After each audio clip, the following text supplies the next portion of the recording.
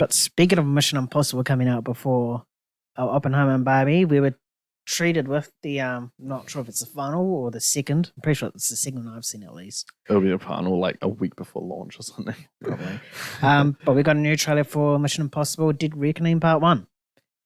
So we just watched it. What are your thoughts on this trailer? Do you think it gave away too much or did it just tease you just enough? In terms of the story, I don't think it gave away too much at all. I thought the marketing relation to the trailer was it held back enough.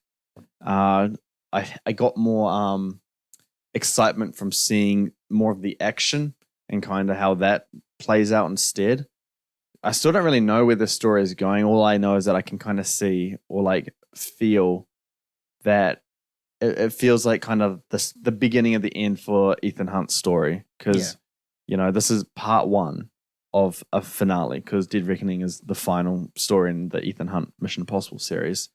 So like the part 1, it's just going to be severe in terms of how, or like the stakes are going to be really high for Ethan, I feel. Yeah. And I think the trailer kind of showed us that there's serious stakes in there, but I don't know what the stakes are.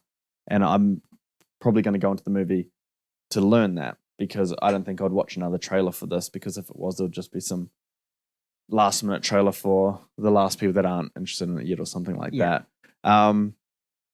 But yeah, Mission Impossible has always been a series where I go for the action and the visuals more than the story. And I think with Fallout, I changed that because I love the story for Fallout. The way it builds up, its action and its dramatic storytelling was just so well done. And the finale was just, or the climax of the film, it was so perfectly built up. The pacing and editing of it was insane as well. And, with Christopher McQuarrie kind of owning this franchise now, there's more to be excited about than just the action, than just the stunts or just the visuals, or even more than the score. Like I think Ghost Protocol, the 4th one, that one kind of revitalized the franchise again. And 5 was good, 4 was good as well, and then 6 took it to a whole new level. And now the whole team, in terms of the cinematographer, the composer, editor, Christopher McQuarrie, who's writing it, alongside Tom Cruise, I think they have a complete grasp on how this franchise is, what it should look like, how it should play out. And I think we're in for like another visual action masterpiece with this. I think this goes beyond what John Wick has done. Yeah.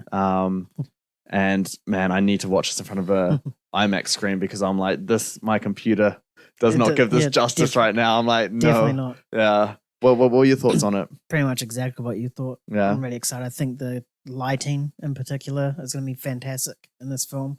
Ooh, yeah. There's just shots of Ethan Hunt running down like a dark hallway that's literally just lit by candles. That's amazing. Then you get your dark nightclub sort of scenes with like the neon lights and whatnot. Yeah. I think cinematography, production as well is just going to be outstanding. And then add on to the fact that Tom Cruise is doing all of his stunts and majority of it is fucking ridiculous. Yeah. Just adds to that as well. So yeah, I don't think I can add much more to what you said. I mean, no, I completely agree. And you brought up a good point about like production.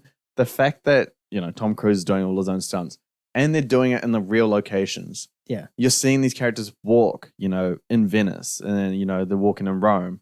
Like that just adds so much because you always get that feeling of when it's fake or when it's like a green screen backdrop. Yeah. Yeah. So to have them walk there and be there, it's going to be, it's just going to be like so grounded in reality that you're going to feel kind of the action like times 10. It should be good. It should be good. Oh, it's going to be good. Cannot wait. July. Because part 2 comes out next year, I believe. Does it? I believe so. I don't know if it was filmed back to back though. That's my only thing because if it wasn't filmed back to back, it would have been filmed a while ago because I remember it was supposed to originally release in around about that 2019, 2020. Yeah, they've been filming for ages, Like, so back in COVID times. Yeah, they would have had to have filmed it back to back. Comes out next year, 2024. Same time, July? It's just 2024 so far.